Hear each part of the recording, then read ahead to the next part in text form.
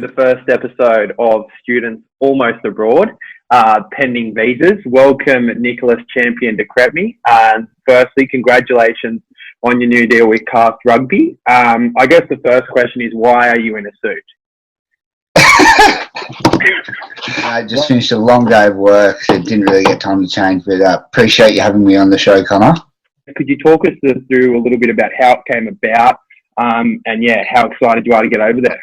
A few weeks ago, one of their players who I know, who I played with in the NRC, Tom Staniforth, and he was at the Waratahs when I spent a bit of time there.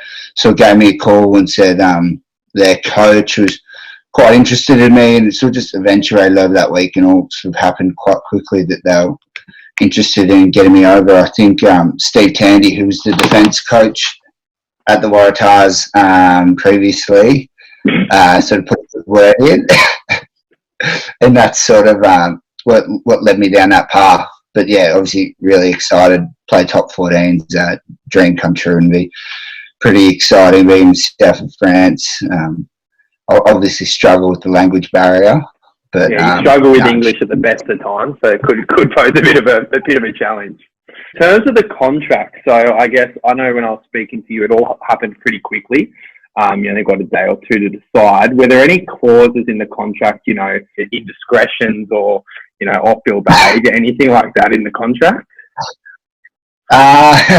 No, there wasn't. There was a few discussions about a few of those, but fortunately I was able to sort of show reformed Nick Brick de Crespigny, and we really sort of moved in a positive way. Definitely.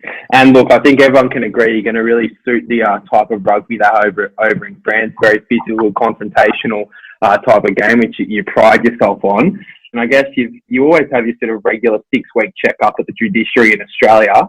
Have they introduced you to their legal team over there? Yeah, I've sort of been under, just trying to get over there first before we start moving into those sort of areas of discussions, but obviously they'll come. And I'm pretty excited to be negotiating with French lawyers in French. Moving back to sort of your time at Sydney Uni, I know you came over in 2015 from Canberra. Could you talk us through some of your best memory, I guess your best memory at the club on the field? The whole 2016 year, we were pretty privileged. Rob Taylor was our coach that year, and we had a pretty special group, so we were lucky enough to go through undefeated. And then I'd say in grade, it was probably 2018, winning the Shoot Shield after everyone doubted us. We had a great group of guys, and yeah, it was a pretty special day to be a part of. It's been a big part of your life since you moved down from Canberra.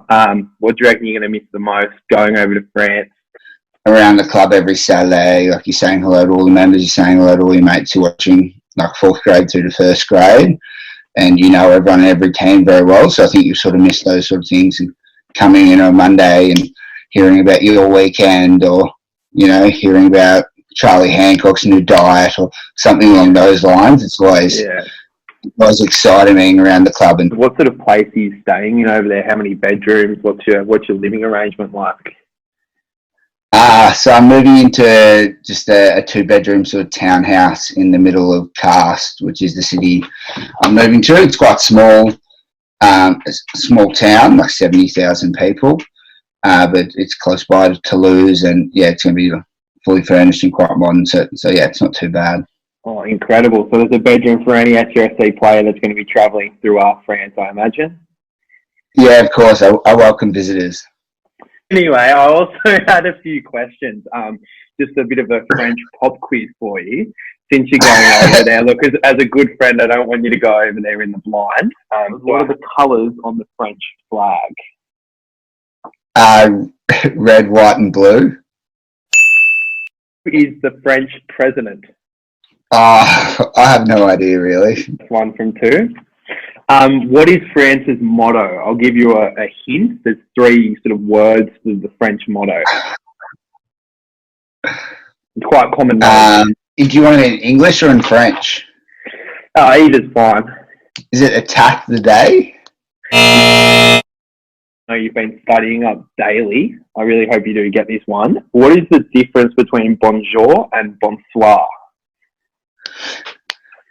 Hello and goodbye.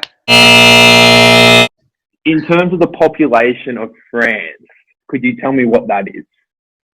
Is it 200 million? Is it? No, it's 67 million. You're close. What is the capital of France? I have no idea, really. Well, Nick, look, we might wrap it up there. Look, thanks so much for your time. Really, really appreciate it. From everyone at SUFC, we wish you the best of luck. We know you're going to absolutely destroy it over there, and hopefully you get to play some of your good friends, Harry Potter and Guy Porter, if Guy ever makes it back to England. What do you think about that? Well, it's something of debate. I've actually got my money on him staying, but it'll be interesting to see how it progresses. Thanks so much for your time, Nick. And yeah, best of luck over in France. And look, we're always here if you need a phone call or a video chat, which I know you're probably going to need to do every Sunday at 10 a.m. So I look forward to it. Thanks for having me, Conrad.